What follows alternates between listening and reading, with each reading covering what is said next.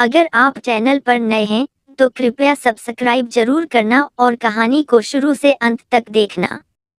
गरीब सखी के घर आई अमीर सखिया। ममता एक छोटे से गांव में रहने वाली गरीब लड़की थी। उसके पास अपने पिता की खेती की थोड़ी सी जमीन थी, जिसमें वह और उसकी माँ काम करते थे। ममता की पढ़ाई भी चल रही थी, परंतु आर्थिक स्थिति ठीक न होने के कारण उसे कठिनाइयों का सामना करना पड़ता था। गांव में एक स्कूल था जहां ममता की कुछ सहेलियां थीं। उनमें से कुछ सहेलियां आर्थिक रूप से संपन्न परिवारों से थीं। राधिका, सुमन और पूजा ऐसी ही सहेलियां थीं जो ममता की बहुत अच्छी मित्र थीं। वे तीनों बड़े घरों में रहती थीं और उनके माता पिता ने उन्हें हर प्रकार की सुख सुविधा दी हुई थी। एक दिन ममता की सहेलियों ने निर्णय लिया कि वे ममता के घर जाएगी।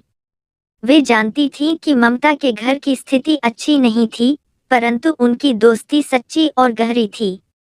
उन्होंने सोचा कि वे ममता के साथ कुछ समय बिताएंगी और उसकी मदद भी करेंगी। ममता को जब पता चला कि उसकी अमीर सहेलियां उसके घर आने वाली हैं, तो वह थोड़ी चिंतित हो गई। उसे लगा कि उसके घर की गरीबी और सादगी उनकी समृद्धि के सामने कहीं न कहीं उसे नीचा दिखा सकती है। परंतु उसने अपनी सहेलियों को कभी भी उनकी अमीरी के कारण अलग नहीं समझा और उन्हें सच्चे दिल से चाहा था। ममता ने अपने घर को जितना साफ सुथरा कर सकती थी, किया। उसकी माँ ने भी कुछ खास पकवान बनाए जो उनकी सामर्थ्य के भीतर थे। ममता की सहेलियां जब उसके घर आईं, तो उन्होंने घर की स्थिति की परवाह नहीं की। उन्होंने ममता और उसकी माँ का स्वागत हंसी खुशी से किया।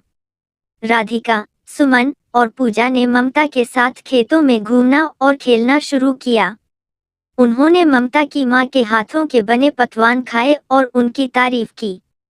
वे ममता की मदद के लिए कुछ उपहार भी लाई थीं, कुछ कपड़े, किताबें और खाने पीने की चीजें।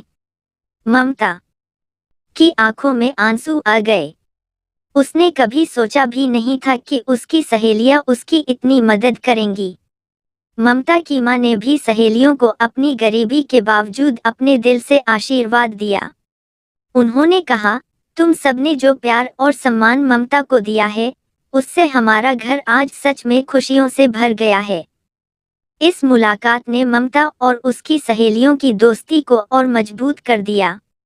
ममता ने महसूस किया कि सच्ची दोस्ती धन दौलत से नहीं, बल्कि दिल के प्यार और समझदारी से होती है। उसने अपनी सहेलियों के साथ अपने सुख दुख बांटना सीखा और उनकी मदद को सराहा। इस कहानी से यह सीखने को मिलता है कि दोस्ती में आर्थिक स्थिति की कोई सीमा नहीं होती। सच्ची मित्रता दिल से होती है, और जब हम एक दूसरे की मदद और सम्मान करते हैं, तो हमारे रिश्ते और भी प्रगाढ़ हो जाते हैं। ममता की गरीबी और उसकी सहेलियों की अमीरी के बावजूद उनकी दोस्ती एक मिसाल बन गई। अगर आपको कहानी पसंद आई हो तो कृपया लाइक, शेयर और सब्सक्राइब करें।